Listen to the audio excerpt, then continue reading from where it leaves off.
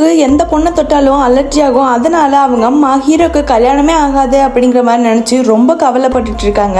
அப்போ தான் ஒரு நாள் ஹீரோயினுமே ஹீரோவோட செலெக்ஷனுக்காக வர்றா.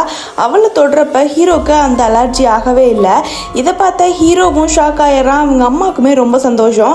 ஹீரோயினுமே அந்த கான்ட்ராக்டில் சைன் போட்டு இவனை மேரேஜும் பண்ணிக்கிறா.